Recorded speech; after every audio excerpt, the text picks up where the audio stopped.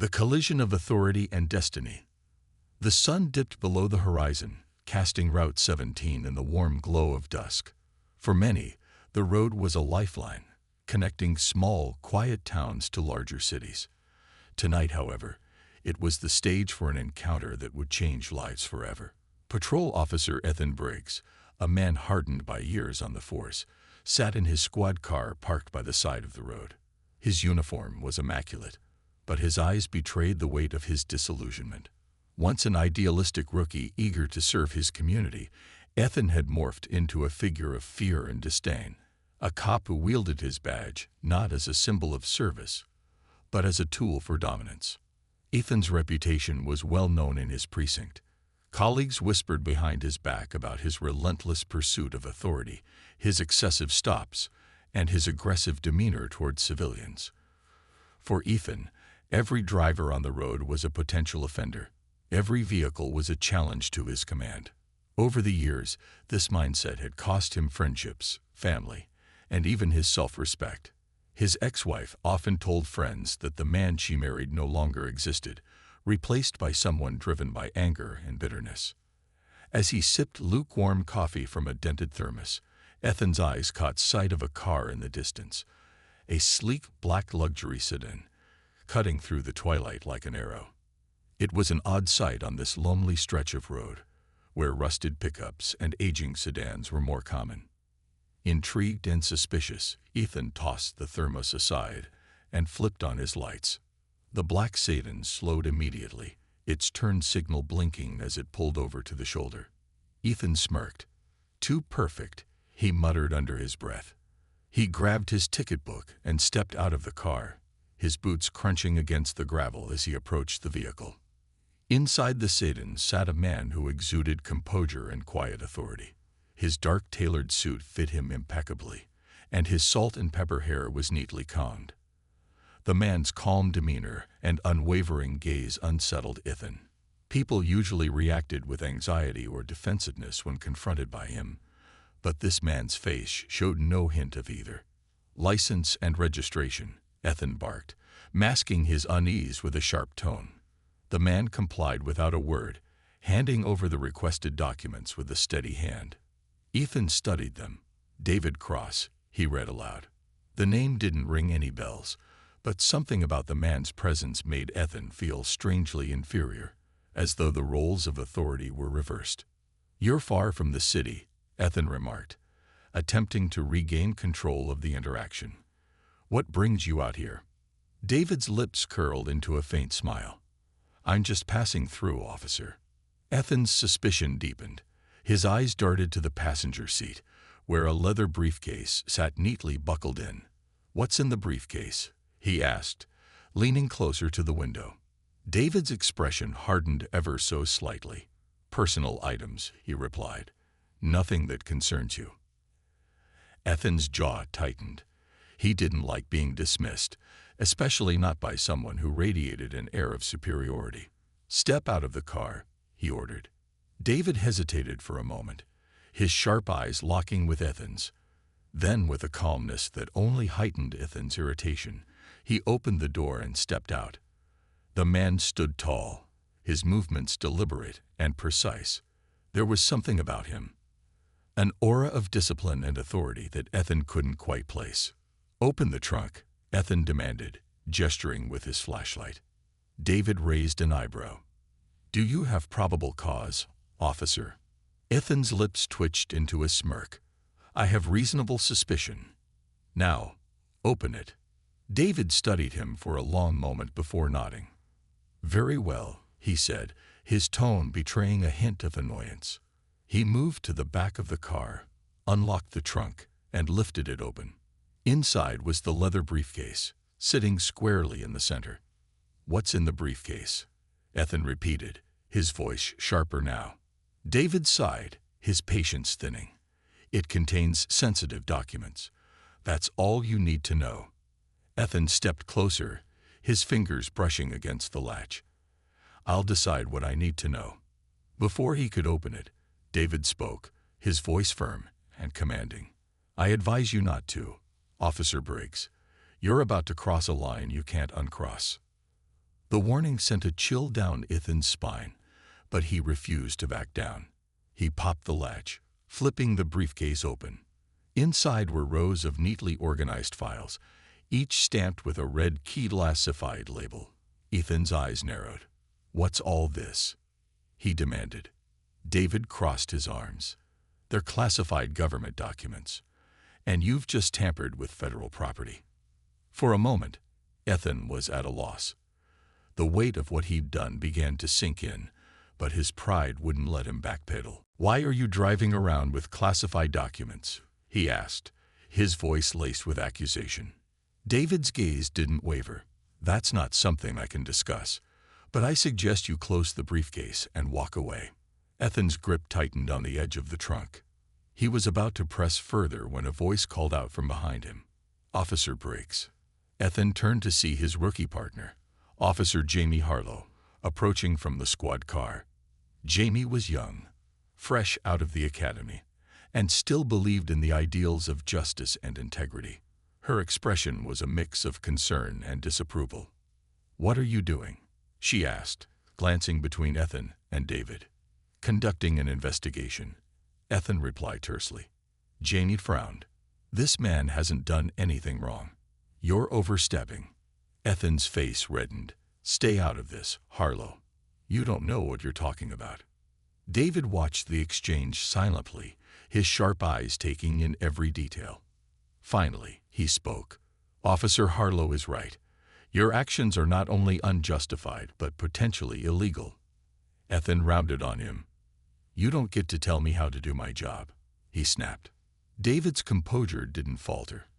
"And you don't get to abuse your authority." The tension was palpable, the silence broken only by the distant hum of crickets.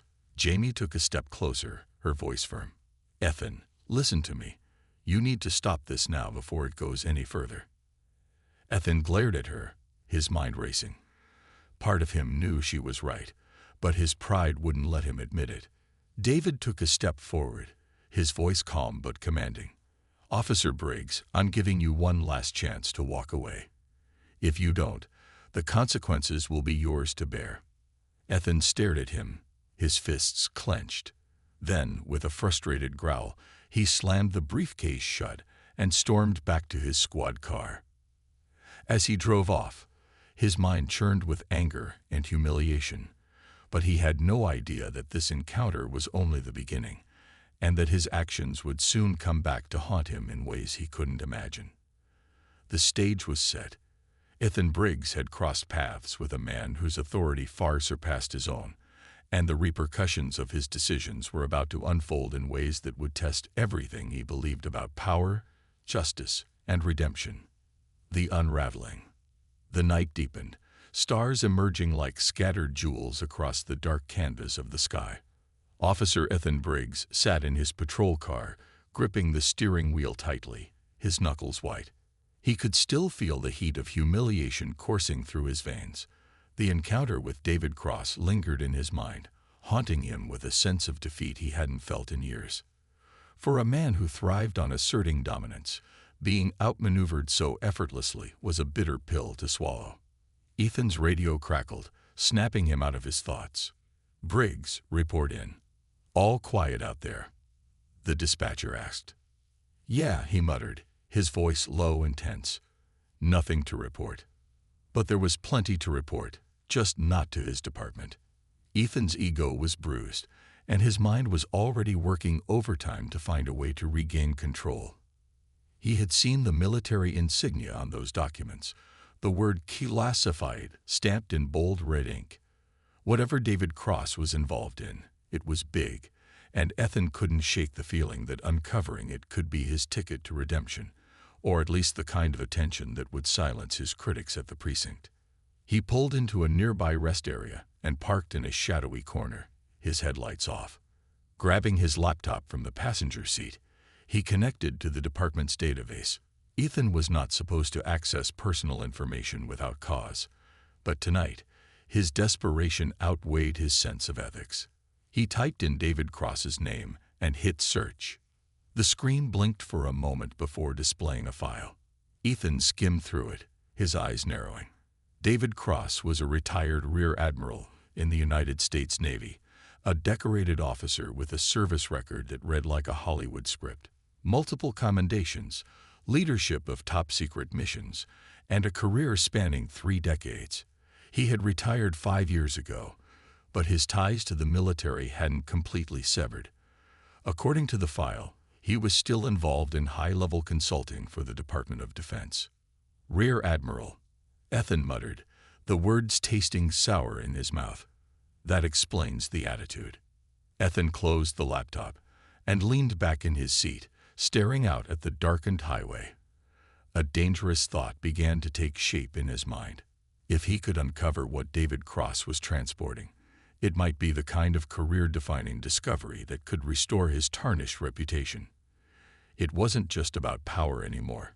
It was about proving to himself and others that he still mattered. But he couldn't do it alone. The next morning, Ethan sat in a dingy diner on the outskirts of town, nursing a cup of bitter coffee.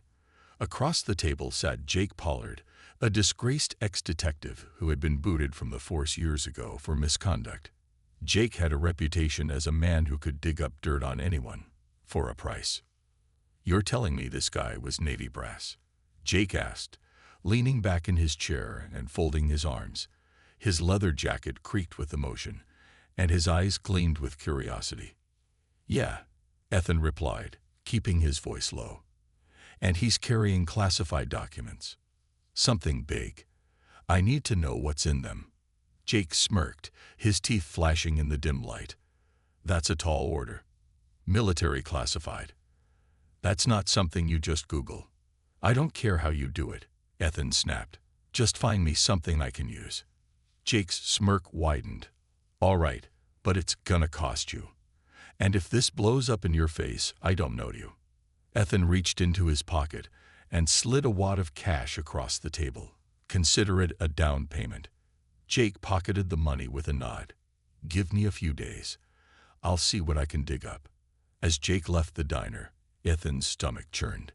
He was venturing into dangerous territory, and he knew it. But there was no turning back now. He had set this plan in motion, and he would see it through, no matter the cost. Meanwhile, David Cross sat in a quiet office at a military installation several states away. The encounter with Officer Briggs had left a bitter taste in his mouth, but he had brushed it aside.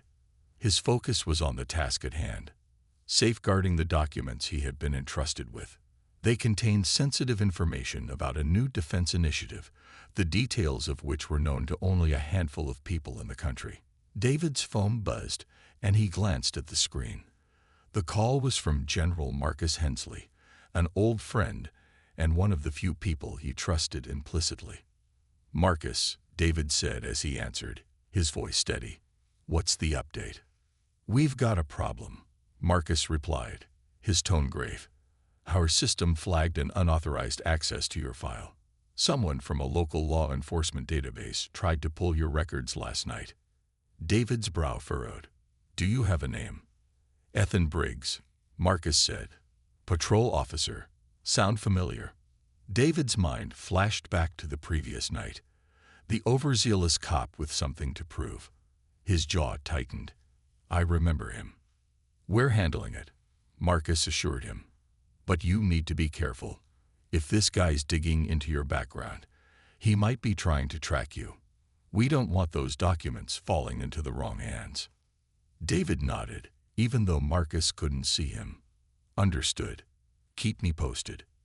As the call ended, David leaned back in his chair, his mind racing. He had dealt with threats before, foreign agents, hostile governments, even rogue operatives within his own ranks. But this was different. This was personal, and it was clear that Officer Briggs had no idea what kind of fire he was playing with. Back in town, Ethan was growing impatient. Jake had yet to deliver any information, and the tension was eating away at him. He sat in his apartment, staring at the briefcase he had confiscated from another driver earlier in the day, a blatant abuse of power that he justified as part of his investigation. He was spiraling, and deep down, he knew it. His phone buzzed, and he snatched it up, expecting a call from Jake. Instead, It was Jamie Harlow, his rookie partner. He hesitated for a moment before answering. "Harlow," he said, his tone curt. "Ethan, we need to talk," Jamie said, her voice firm. "What you did last night was out of line. Your lucky cross didn't file a complaint." Ethan scoffed. "Don't lecture me, Harlow. You don't understand the pressure I'm under." "I understand enough," Jamie shot back. "You're letting your personal issues cloud your judgment. This isn't about the job anymore. It's about you." Ethan's grip tightened on the phone. "You don't know what you're talking about." "Don't I?" Jamie said, her voice softening. "I've seen how you've been lately. The stops, the interrogations, the way you push people. You're better than this, Ethan. Or at least you used to be." For a moment, Ethan said nothing. Jamie's words stung, not because they were cruel, but because they were true. But instead of acknowledging them, he lashed out. "If you don't like the way I do my job, maybe you should find another partner," he said, his voice cold. Jamie sighed. "I'm trying to help you, Ethan, whether you want it or not." The line went dead, and Ethan threw the phone onto the couch. He didn't need help. What he needed was a win, something to validate his actions and silence the doubts gnawing at him. Unbeknownst to Ethan, David Cross was already preparing for the next move. He had seen men like Briggs before, men driven by ego and desperation, and he knew how dangerous they could be. If Ethan wanted to play a game of cat and mouse, David was more than ready. But this time, it wouldn't just be about teaching a lesson. It would be about survival. The turning tide. The sun had barely risen, casting its soft golden light over the small town as Officer Ethan Briggs parked his patrol car behind the precinct. He stepped out, his uniform crisp but his mind anything but clear. The events of the last few days weighed heavily on him, though he masked it behind a veneer of professionalism. As he walked toward the station's entrance, his phone buzzed in his pocket. A message from Jake Pollard lit up the screen. "Got something. Meet me at the old factory. Noon. Bring cash."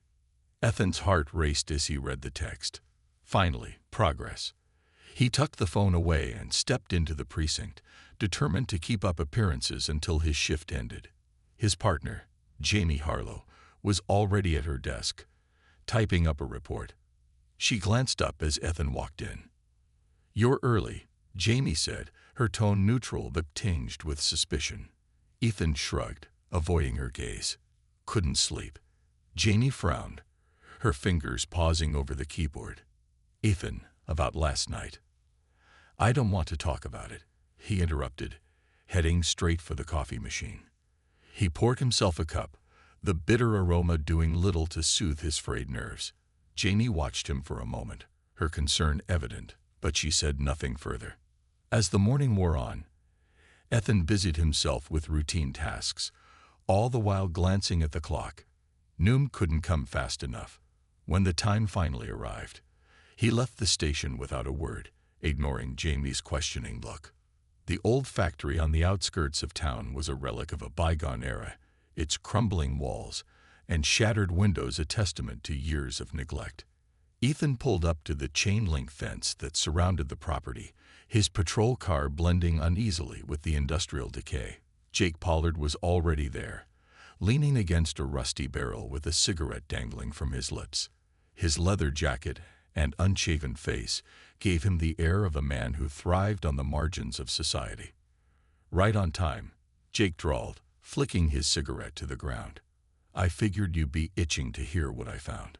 Ethan stepped out of the car, his hand instinctively brushing against the batten at his hip. "Let's skip the small talk, Jake. What do you have?" Jake chuckled, reaching into the pocket of his jacket. He pulled out a folded piece of paper and held it up, just out of Ethan's reach. "Easy there, Tiger. First, let's talk payment." Ethan scowled, pulling a wad of cash from his pocket. He slapped it into Jake's waiting hand. "Now talk." Jake unfolded the paper and handed it over. "Your guy, David Cross. He's the real deal. Retired Rear Admiral, heavily decorated. But here's the kicker.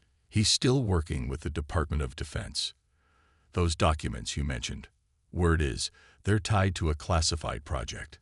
Top-level stuff. Ethan scanned the paper, his eyes narrowing. What kind of project? Jake smirked. That, my friend, is above my pay grade. But if I were you, I'd tread carefully. Messing with a guy like Cross, that's playing with fire. Ethan folded the paper and stuffed it into his pocket. Thanks for the warning, he said, his tone dripping with sarcasm. Jake raised an eyebrow. You think I'm kidding? The fact that this guy's walking around with classified intel means he's got serious backing. You keep pushing, you're gonna piss off the wrong people. Ethan didn't respond. Instead, he turned and walked back to his car, his mind racing. Jake's words had hit a nerve, but they also stoked the fire of his determination. If Cross was involved in something big, exposing it could be his ticket to redemption. Back at the military installation, David Cross sat in a secure conference room, reviewing the latest developments with General Marcus Hensley. The general was a tall, imposing man with a gruff demeanor, his uniform adorned with ribbons and medals that reflected decades of service. The situation with Officer Briggs is escalating, Marcus said, his tone grim. He's been digging into your background, and now we have reason to believe he's enlisted outside help. David leaned back in his chair, his expression calm, but his mind sharp. What kind of help? Marcus slid a folder across the table. Inside were surveillance photos of Ethan meeting with Jake Pollard at the old factory. This guy's a known troublemaker, dishonorably discharged from the force for misconduct. If Briggs is working with him, it's not good news. David studied the photos, his jaw tightening. We can't let this continue. The documents I'm carrying are too sensitive. Marcus nodded. We've already taken steps to secure the project, but you need to be careful. If Briggs pushes too far, he could jeopardize more than just his career. David closed the folder and stood, his posture straight and commanding. I'll handle it. David, Marcus said, his voice softer now. You don't have to do this alone. We can intervene. David shook his head. If we involve the military, it'll only escalate things. I'll talk to Briggs. Maybe I can get through to him before this spirals out of control. Marcus hesitated, then nodded. All right, but if he doesn't back off, we step in. That evening, Ethan sat in his apartment, poring over the information Jake had provided. The details were vague, but they confirmed what he had suspected. David Cross was involved in something big. Ethan's frustration grew as he struggled to piece together the puzzle. He felt like he was standing on the edge of a breakthrough, but the pieces weren't falling into place. A knock at the door startled him. He grabbed his gun from the coffee table and approached cautiously. When he opened the door, he was shocked to see David Cross standing there, calm and composed. Officer Briggs, David said, his voice steady. We need to talk. Ethan's grip on the gun tightened. How the hell did you find me? David raised an eyebrow. You're not exactly hard to track. May I come in? Ethan hesitated, then stepped aside, his hand still on the gun. David entered the apartment, his eyes sweeping over the cluttered space. He turned to face Ethan, his expression unreadable. You've been digging into my background, David said. It wasn't a question. Ethan smirked. Guess you're not as untouchable as you think. David's eyes narrowed. You have no idea what you're dealing with. The documents I'm transporting are classified for a reason. If you continue down this path, you're going to get yourself in serious trouble. Ethan laughed bitterly. Trouble? The only trouble I've got is a dead-end career and people like you who think they're above the law. David took a step closer, his voice lowering. This isn't about the law. It's about integrity. I don't know what's driving you, Briggs, but you're letting your anger cloud your judgment. Walk away from this before it's too late. Ethan's smirk faltered, but he quickly recovered. Why should I? What's in those documents that's so important? David's expression hardened. National security. Lives are at stake. That's all you need to know. For a moment, The two men stared at each other, the tension in the room palpable. Then, without another word, David turned and walked out, leaving Ethan standing in the doorway, his mind racing. As the door closed behind David, Ethan felt a wave of doubt wash over him. For the first time, he wondered if he was in over his head, but the thought of backing down was unbearable. He had already come too far. The wheels were in motion, and Ethan was determined to see it through, no matter the cost. Little did he know, the storm he was about to unleash would test his resolve in ways he could never have imagined. A line crossed. The next morning dawned cold and gray, with a damp chill hanging in the air. Ethan Briggs sat in his patrol car parked at the edge of a wooded overlook, staring blankly at the swirling clouds. The encounter with David Cross the previous night weighed heavily on his mind. David's calm demeanor, his pointed warnings, and the unshakable authority he exuded had unsettled Ethan in ways he wasn't ready to admit. Yet, rather than deter him, the conversation had ignited a dangerous determination within him. This wasn't just about proving himself anymore. It was personal. The truth, whatever it was just beyond his reach, and Ethan was determined to grab it, no matter the cost. The trap is set. Later that afternoon, Ethan made his way to a nondescript building on the outskirts of the city, its faded sign reading Midtown Storage. Inside, Jake Pollard leaned casually against a stack of crates, smoking another cigarette.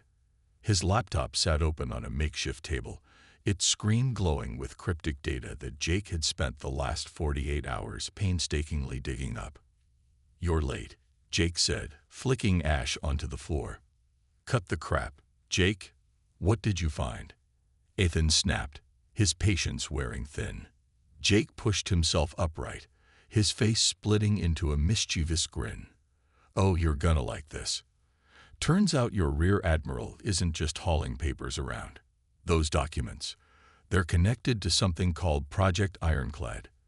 It's big, like government spending, Pentagon level big." Ethan frowned. "What the hell is Project Ironclad?" Jake tapped a few keys on his laptop, pulling up an image of a heavily redacted report. "From what I could piece together, it's a next-gen defense initiative. Advanced surveillance tech, AI-powered combat systems, you name it. But here's the kicker. It's not just military. This thing could have commercial applications worth billions. Cross isn't just carrying intel. He's carrying leverage. The kind of leverage that could make or break governments, corporations, maybe even nations." Ethan leaned in closer, his mind racing. "And you're sure Cross has this?" Jake smirked. "I'm sure he's got something connected to it. And if you play your cards right, you might be able to get your hands on it." Ethan stared at the screen, his jaw tightening. This was it, the break he'd been waiting for. If he could uncover the full extent of Project Ironclad, it could be his ticket to the kind of recognition he'd craved his entire career. But even as the thought thrilled him, a small voice in the back of his mind whispered a warning. "You're crossing a line you can't come back from." The interception. That evening, as darkness fell over the town, Ethan set his plan into motion. David Cross was scheduled to leave the military installation the next morning, heading south on Route 17 to deliver the classified documents to their final destination. Ethan had memorized David's route and intended to intercept him along a quiet stretch of road where there would be no witnesses. He parked his patrol car at a secluded spot just off the highway and waited, his hands gripping the steering wheel. His heart pounded in his chest as he thought about what he was about to do. This wasn't a routine traffic stop. This was a calculated ambush, an outright abuse of power, but Ethan had convinced himself it was justified. After all, if David was carrying something that could endanger national security, or worse, didn't Ethan have a duty to uncover it? The sound of an approaching engine snapped him out of his thoughts. Through the windshield, he spotted the familiar black sedan gliding smoothly down the road. Ethan flipped on his lights and pulled out onto the highway, the patrol car's sirens piercing the quiet night. David Cross's car slowed immediately, its turn signal blinking as it pulled over to the shoulder. Ethan parked behind him. took a deep breath, and stepped out of the car. As he approached the sit-in, David rolled down the window. His face was calm, but his eyes were steely, as though he'd been expecting this. "Officer Briggs," David said, his tone neutral. "What can I do for you this evening?" Ethan squared his shoulders, determined not to be intimidated. "Step out of the vehicle, Mr. Cross. I need to inspect your car." David's gaze didn't waver. "And your probable cause?" "Suspicious activity," Ethan replied curtly. "Now step out." For a moment, neither man moved. Then, with a sigh, David opened the door and stepped out, his movements deliberate and unhurried. He stood tall, his suit immaculate despite the late hour. His presence was commanding, and Ethan felt a flicker of doubt creep into his mind. "I'd advise you to think carefully about what you're doing, officer," David said, his voice low and steady. "You're about to cross a line you can't uncross." Ethan ignored him. "Open the trunk." David's jaw tightened, but he walked to the back of the car and opened the trunk. Inside was the same leather briefcase Ethan had seen before. It sat there innocently, yet to Ethan, it practically radiated importance. "Open it," Ethan ordered. David hesitated. "Ethan, listen to me." "Open it," Ethan barked, his voice echoing across the empty road. David's shoulders stiffened, but he complied, unlocking the briefcase and flipping it open. Inside were neatly stacked files, each stamped with the same classified label as before. Ethan's eyes scanned the documents, searching for anything he could use. And then he saw it, a single folder marked Project Ironclad. Executive Summary. His heart raced as he reached for it, but David's hand shot out, gripping Ethan's wrist with surprising strength. "That's enough," David said, his voice cold. "You have no idea what you're dealing with." Ethan yanked his hand free. "That's where you're wrong. I know exactly what this is." David's eyes narrowed. "If you take that folder, you'll trigger consequences you can't begin to imagine. This isn't just about you or me. It's bigger than both of us." Ethan hesitated, the weight of David's words sinking in. But his pride, his anger, and his desperation pushed him forward. He grabbed the folder and turned toward his patrol car. The fallout begins. As Ethan walked away, David stood motionless, his face unreadable. But inside, his mind was racing. He reached for his phone and dialed a number.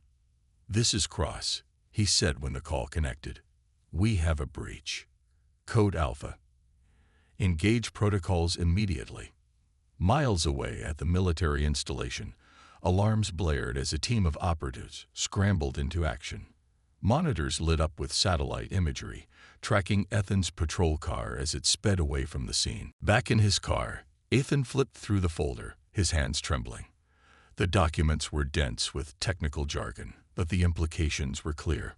Project Ironclad wasn't just a defense initiative, it was a game changer. Advanced AI systems, global surveillance networks, and experimental weaponry. If this information got into the wrong hands, it could destabilize entire regions. Ethan's exhilaration quickly gave way to dread. What had he done? As the night wore on, Ethan began to feel the full weight of his actions. He had stepped into a world far beyond his understanding, and now he was a liability. David Cross wasn't just a retired admiral. He was part of a machine that wouldn't hesitate to eliminate threats, and Ethan Briggs had just made himself the biggest threat of all. The reckoning. The night sky loomed heavy, dark clouds rolling in as if nature itself anticipated the storm that was about to unfold. Officer Ethan Briggs sat in his apartment, the contents of the stolen folder spread out across his kitchen table. His pulse pounded in his ears as he tried to make sense of the documents. Schematics, high-level executive summaries, and redacted memos filled every inch of the table. The words Project Ironclad seemed to leap off the pages, taunting him with their significance. Ethan had expected a sense of triumph, vindication, or even pride at uncovering something this monumental. Instead, his chest felt tight, his mind spinning as the reality of what he'd done sank in. He wasn't just in over his head. He had plunged into uncharted waters, the kind where mistakes didn't just ruin careers, they destroyed lives. A warning delivered. The sudden knock at the door made Ethan's heart leap into his throat. He froze, his eyes darting to the documents on the table. Instinctively, he reached for the gun he kept in his drawer. Another knock, louder this time, echoed through the small apartment. "Briggs, open up," a voice called out. It was Jamie Harlow. Relief washed over him, though it was short-lived. He quickly shoved the papers back into the folder and slid it under a pile of junk mail on the counter. Composing himself, he opened the door to find Jamie standing there, her arms crossed and a look of both concern and frustration etched on her face. "Jamie," he said, feigning nonchalance, "what are you doing here?" "I could ask you the same thing," she replied, stepping past him into the apartment.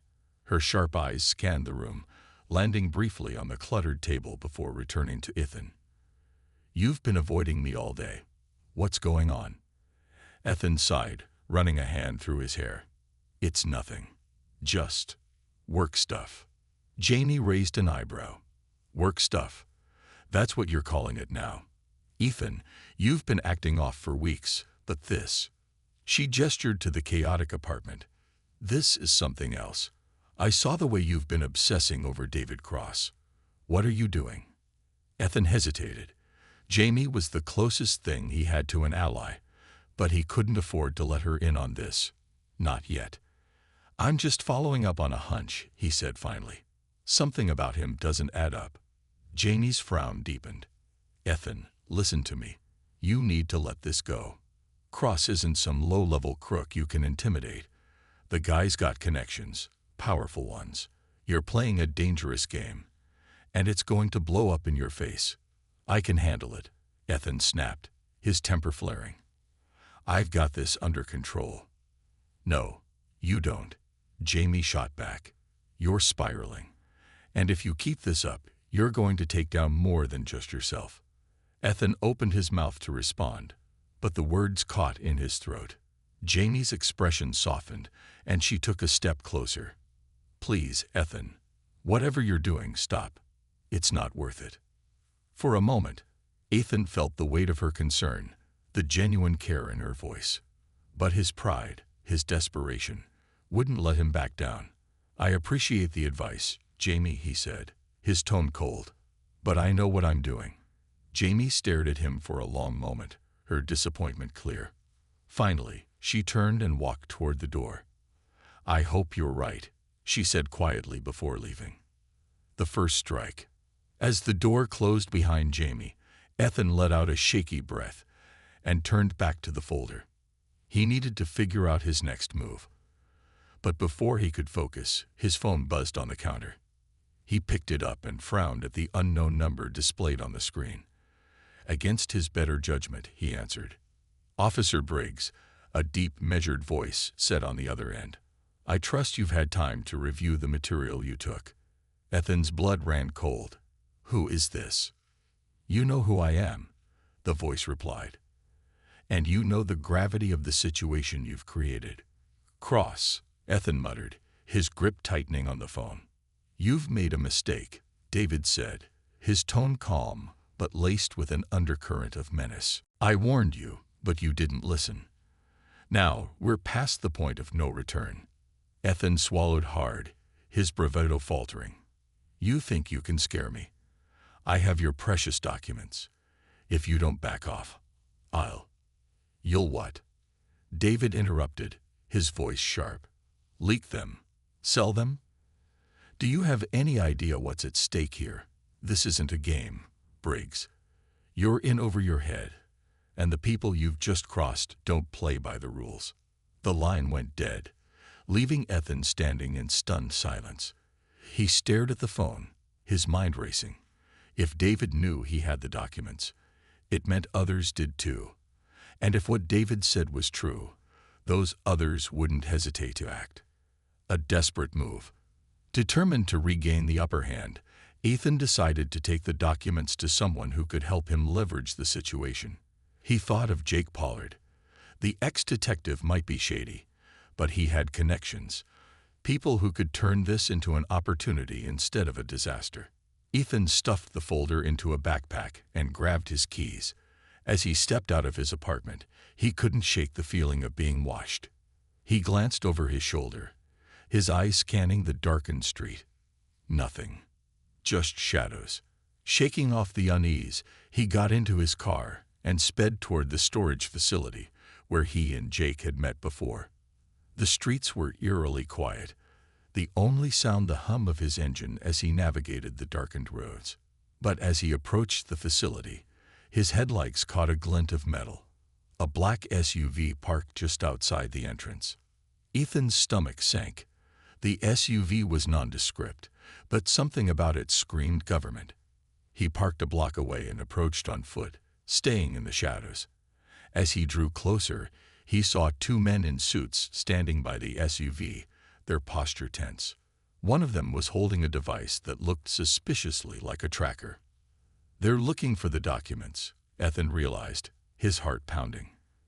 He backed away slowly, careful not to draw attention, and hurried back to his car. If they were tracking the documents, he couldn't risk going to Jake. He needed to find another way. The chase. Ethan's pulse raced as he drove aimlessly through the city, trying to come up with a plan. He needed to disappear, to put distance between himself and whoever was after him. But no matter how fast or far he drove, the feeling of being hunted stayed with him.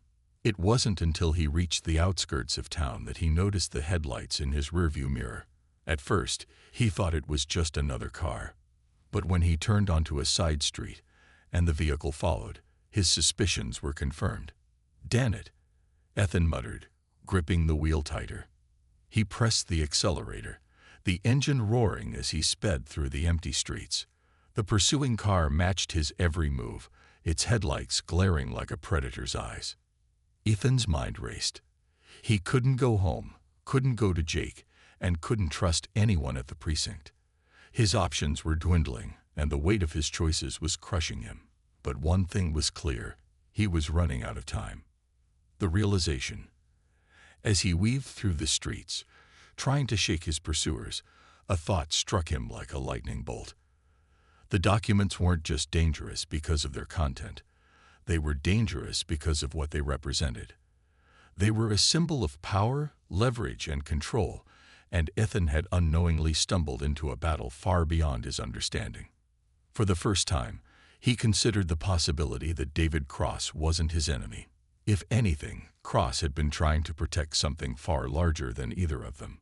And now, because of Ethan's recklessness, that protection had been compromised. But it was too late for regrets. The only thing Ethan could do now was survive and try to make things right, if he could. As the headlights closed in behind him, Ethan realized with grim certainty that the reckoning he'd been running from was finally here. The final stand. Ethan Briggs gripped the wheel of his patrol car, the engine roaring as he pushed it to its limits. The black SUV that had been pursuing him loomed closer in his rearview mirror, its powerful headlights piercing through the dark, empty streets. His mind raced as he tried to devise a plan, but every option seemed to lead to a dead end. The weight of the stolen documents in his backpack on the passenger seat was unbearable. Each turn of the pages had revealed more than just classified information. It was a Pandora's box of political machinations, technological innovations, and global stakes that could reshape the balance of power. And now, the people behind it all were coming for him. He sped toward the industrial district, where the maze of abandoned warehouses and crumbling factories might give him the cover he needed to escape. As he approached a narrow alleyway, he jerked the wheel hard to the right, the tires screeching as his car skidded into the shadows. For a moment, the SUV was out of sight. Ethan killed the engine and cut the lights, his heart pounding as he waited. The silence pressed in around him, broken only by the distant hum of the city. Then he heard it, the low growl of the SUV's engine as it crawled past the alleyway. He held his breath, his fingers gripping the wheel so tightly that his knuckles turned white. The SUV stopped. Ethan's stomach twisted. He reached for his gun, his fingers trembling as they wrapped around the cold steel.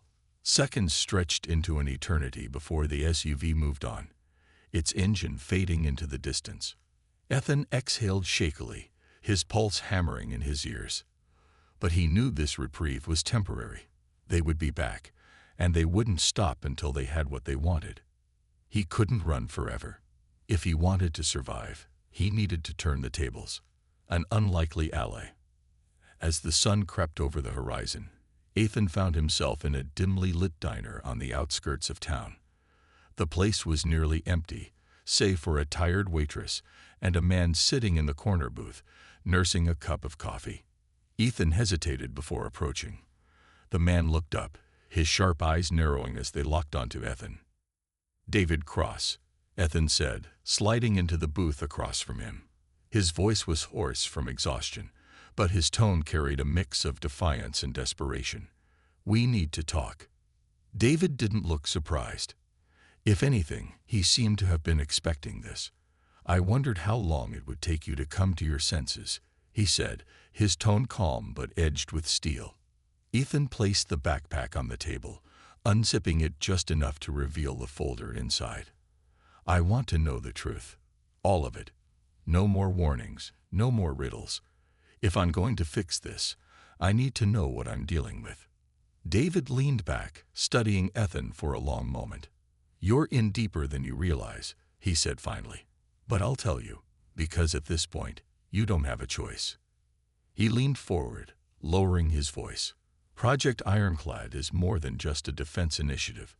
It's a system, an AI-driven network capable of monitoring and controlling every aspect of digital infrastructure. Communications, transportation, energy grids, it's all connected. The goal is to create a failsafe against cyberattacks and foreign threats, but in the wrong hands, it could become the ultimate weapon of control. Imagine a world where one entity could shut down entire nations with the push of a button." Ethan felt a chill run down his spine. "And those hands, are they the wrong ones?" David's expression darkened. "Not yet, but there are forces working to change that. Those documents you stole are the last unredacted copies of the system's vulnerabilities. If they fall into the wrong hands, they'll have the blueprint to exploit it." Ethan slumped back in his seat, the gravity of his actions crashing down on him. "I didn't know." "No, you didn't," David said sharply. "But that doesn't change the fact that you've put everyone at risk." Ethan clenched his fists. "Then tell me how to fix it." David studied him for a moment, then nodded. "There's a safe house about 20 miles from here. If we can get the documents there, my team can secure them. But you need to understand, once we move, they'll come after us with everything they've got." Ethan nodded. "I'm ready." David's gaze softened slightly. "I hope so." The gauntlet. They left the diner in David's car, a nondescript sedan that blended easily with the morning traffic. Ethan kept his hand close to his gun, his eyes scanning the rearview mirror for any sign of pursuit. The tension in the car was palpable, but David remained calm, his hand steady on the wheel. As they neared the safe house, the quiet was shattered by the roar of engines. Ethan's heart sank as two black SUVs appeared behind them, their aggressive approach leaving no doubt about their intentions. "They found us," David said grimly. "Hold on."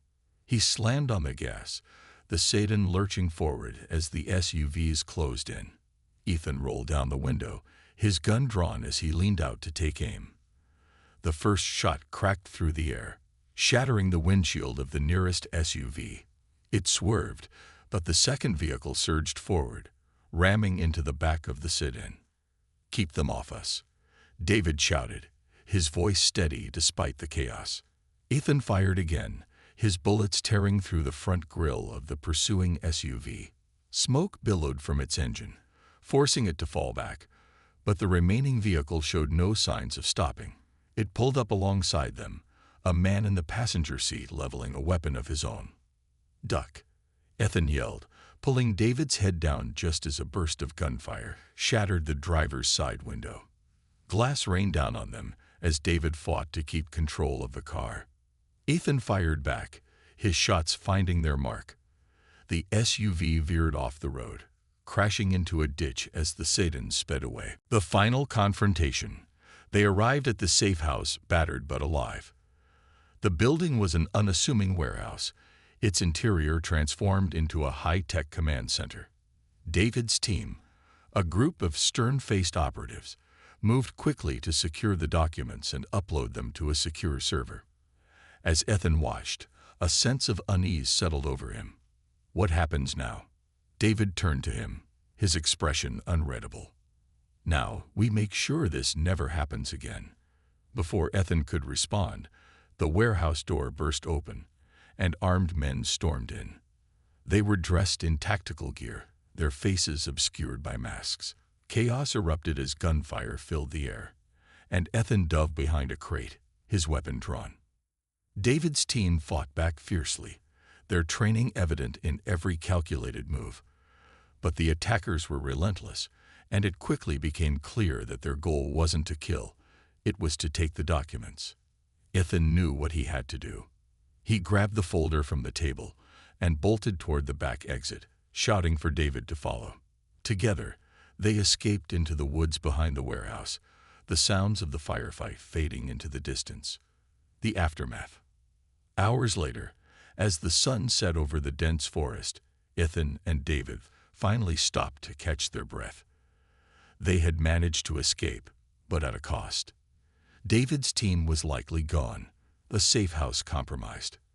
But the documents were safe. For now. You could have left, David said, his voice quiet. You didn't have to stay.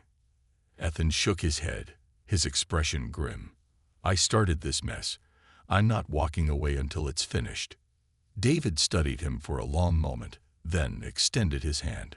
Welcome to the fight. Ethan shook it, his grip firm. He had lost everything, his career, his reputation, his sense of purpose. But in that moment, he felt something he hadn't in years. Resolve. The fight was far from over, but for the first time, Ethan knew he was on the right side.